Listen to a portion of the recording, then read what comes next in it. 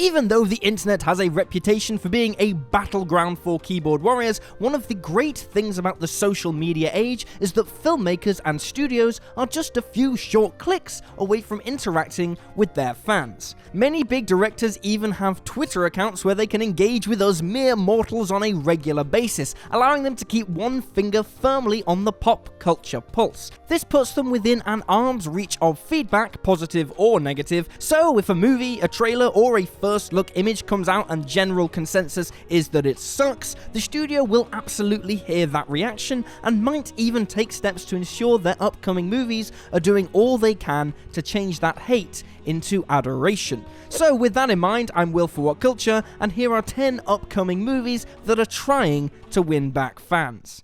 Number 10, Monster Hunter. From the beginning, Hollywood's upcoming adaptation of the Monster Hunter video game series has been a tough sell. The decision to hire director Paul W.S. Anderson turned a lot of people off right away, since his Resident Evil movies weren't exactly faithful adaptations of the games, and were just bad films full stop, let's be real. It also didn't help that some of the first images we saw from the movie were of American soldiers carrying guns and riding in military vehicles, a far cry from the massive swords, bows and arrows, and the makeshift armor found in the games. However, seemingly aware that making Monster Hunter an Americanized shooter would anger a lot of people, the most recent images we've seen from the film featured a lot more Monster Hunter-y weapons and gear, with the cast members even going on damage control on Instagram, assuring fans that the crazy weapons and armor from the games will feature heavily in the movie. However, as with all things, only time will tell. Number 9, Snake Eyes. While they both did okay at the box office, G.I. Joe: The Rise of Cobra and G.I. Joe: Retaliation were destroyed by critics and didn't stick the landing with fans of the brand, with Paramount turning the beloved Hasbro property into two empty, incoherent action blockbusters, just like they did with the Michael Bay Transformers series. Confirming that nobody was all that enthusiastic about seeing a third film, talks of a direct follow-up have slowly petered out over the last 5 years, with prequel Snake Eyes, currently scheduled for 2020, taking precedence instead. Since we haven't seen anything from the movie yet, it's hard to say how it will attempt to improve upon the first two entries in the franchise, or what it will do to try and get fans back on board, but that's definitely something it has to do. We can make some educated guesses though. The fact that Snake Eyes is a prequel indicates that Paramount wants to distance itself from The Rise of Cobra and Retaliation, not only in terms of story, but possibly in terms of tone and overall style too. It could even serve as a soft reboot, allowing the studio to take fan concerns on board and deliver something a bit more beloved than their first two efforts. Number 8, Avatar 2.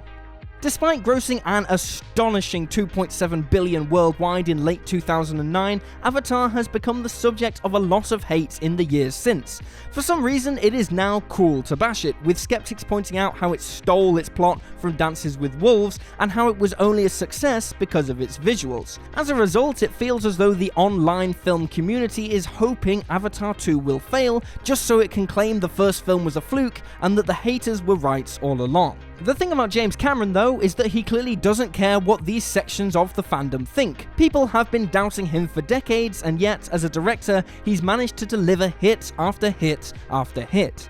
He won't exactly be sat at home reading the negative online comments and thinking, oh bugger, I better go out my way to please these people with Avatar 2. Instead, he'll just make the movie he's had in his head for the past decade, which, given his track record, will probably be another strong effort. And that's all he can really do to get the doubters back on board, make a fantastic movie, and let it speak for itself. Number 7, Cats. It's hard to recall what everyone thought of Cats before its first trailer dropped, because the footage itself looked so bizarre that the movie instantly became an overnight sensation, but not in a good way. In fact, it became one of the most ridiculed movies of the past few years, purely because of the freaky human-feline hybrids on display throughout the trailer. It was mocked, parodied, and became one of the internet's biggest laughingstocks of 2019. So yeah, not many people have high hopes for this one. Until quite recently, Cats was in the same position as Paramount's Sonic the Hedgehog. Both movies put out a first trailer that was torn to shreds because of the special effects on show, and both were facing an uphill battle as a result. However, in a brave move, Paramount chose to delay Sonic so they could completely overhaul the look of the title character, releasing a second trailer that was received much more positively. But Universal did not do this with Cats, so presumably the unsettling look of the characters will stay for the finished film. And this puts it in a tricky position. Most people will struggle to look past the weird CGI even if the movie is great, so Universal will have to cut together one hell of a second trailer and sharpen up the special effects to give it a fighting chance. Number 6. Saw 9.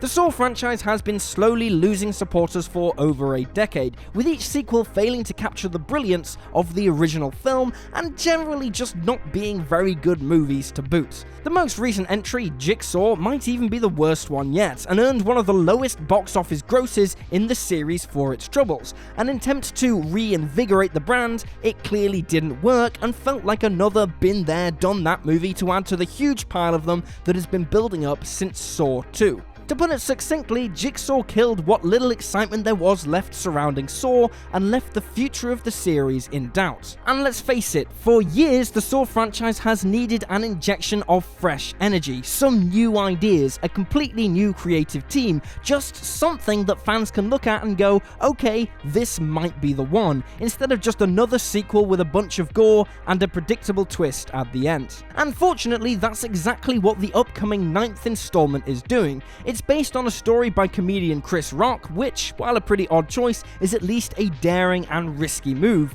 and indicated that Lionsgate is finally trying something new with the franchise. Plus, with Samuel L. Jackson playing the lead, there's a level of prestige and scale about this entry that has never been present before, and the word is that Saw 9 will finally be the one that shakes the franchise's tired formula on its head. Number 5. Uncharted. Once upon a time, a lot of fans were excited about the idea of an Uncharted movie, but that time was 10 years ago. The project has been in development since 2008, and since then has lost more than 3 different directors, changed release dates countless times, had numerous scripts written, and become one of the most troublesome projects currently bouncing around Hollywood. Development hell is an understatement here, and considering that video game movies are usually terrible anyway, there are few people left who have faith that Sony will be able to salvage this mess. However, that doesn't mean it's impossible for Sony to get fans excited again, and they started to do just that when they recently hired director Travis Knight. Knight helmed Kubo and the Two Strings and Bumblebee, 2 really good films that proved he can deliver blockbuster thrills while keeping a keen eye on character and story. Can Knight break the video game movie curse? At this point, it doesn't feel like anybody can, but bringing in top-tier filmmaking talent has at least given fans of Uncharted reason to hope. Number 4. Artemis Fowl. The Artemis Fowl books aren't on the level of something like Harry Potter or The Hunger Games, don't at me, but they have a devoted fanbase that's been eager for a big screen adaptation for years and years. Unfortunately though, Disney's upcoming blockbuster just doesn't look all that good. A pretty terrible teaser trailer absolutely murdered any and all enthusiasm that fans of the franchise had about this movie. It made the film look like your average kiddie fantasy flick, with none of the edge present in the source material. It was a big disappointment, and the 17,000 dislikes on the official upload speak for themselves. The film was originally scheduled for an August 2019 release, but earlier this year it was pushed back to May 2020. This could be a simple case of release date switching, however this delay is hopefully so the filmmakers have more time to rework the movie in light of fan feedback and make any other changes they deem fit. Number 3. Fantastic Beasts 3. The first Fantastic Beasts movie was a solid addition to the Harry Potter universe, introducing a whole new cast of characters, a brand new setting, and a plethora of intriguing and adorable magical creatures. Sadly, the follow-up, The Crimes of Grindelwald, was a dull mess, complicating Potter lore with a strange twist and some apparent timeline issues, and because it had Fantastic Beasts in the title, it had to include roles for Newt, Jacob, and the rest of the gang, who had nothing to do with the story of Grindelwald and Dumbledore that J.K. Rowling clearly wants to tell. It went on to become the lowest grossing Wizarding World movie ever, as well as the worst reviewed on Rotten Tomatoes by quite a large margin.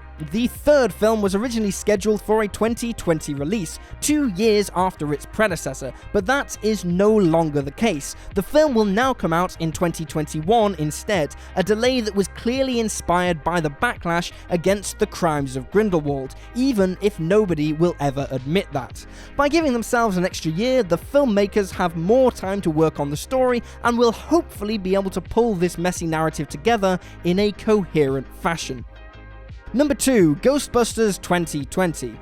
It wasn't the worst movie in the world by any means, but 2016's Ghostbusters reboot was rejected by fans from the second it was announced, and it never really recovered from that hate. Those who'd hoped to see a true continuation of the Ghostbusters story instead had to settle for the original cast doing wink wink nudge nudge cameos, and the poor response to the film seemed to kill any chances of seeing Bill Murray, Dan Aykroyd and Ernie Hudson suit up ever again. Thankfully, the Ghostbusters franchise isn't completely dead, and a proper third film in the series will be seen in 2020. In an effort to please fans, this new entry is doing whatever it can to separate itself from the diversive 2016 installment by simply ignoring it. Ghostbusters 2020 will be a direct sequel to the first 2 films, with the original cast returning to reprise their roles. As if that wasn't enough of a fan-basing move, the movie is being directed by Jason Reitman, the son of the man who created this franchise 35 years ago. Ghostbusters 2020 is pretty much pandering directly to the fans who bashed Ghostbusters 2016,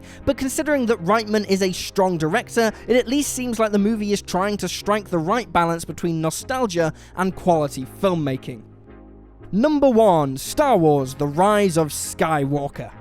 Another diversive entry in a popular franchise, The Last Jedi rubbed a lot of Star Wars fans the wrong way, mainly due to some of the story decisions that it made. This controversy even bled into Solo, which massively underperformed at the box office and proved that Star Wars wasn't too big to fail. Indeed, the series is in a bit of a tough spot at the moment, with directors coming and going faster than you can say I don't like sand, and the last 2 movies failing to strike the right note with hardcore fans. The pressure is on for The Rise of Skywalker to wash away this simmering tension with a satisfying and entertaining conclusion to the Skywalker saga. Much like Ghostbusters 2020, the play here seems to be nostalgia. Emperor Palpatine is back, Lando is back, the Death Star is back, its wreckage at least, and even the seemingly deceased Luke Skywalker will have a role. That's on top of the film's Avengers Endgame style marketing, which is touting this entry as the grand finale, one that will wrap up 8 movies worth of story, and something that you have to see if you've ever considered yourself a Star Wars fan. At face value, it does seem a little desperate to bring back old Palpy, but even still, it's undeniably exciting to hear that iconic, sinister voice echoing throughout its trailers, and it's hard to imagine that even the most firm of The Last Jedi haters aren't at least a little curious to see how he'll factor into this film. And there you have it, folks, 10 upcoming movies that are trying to win back fans. Feel free to drop this video a like if you enjoyed it, and drop me a follow on Twitter at @USlyDogU. I'm Will for What Culture, thanks for hanging out, and I'll see you next time.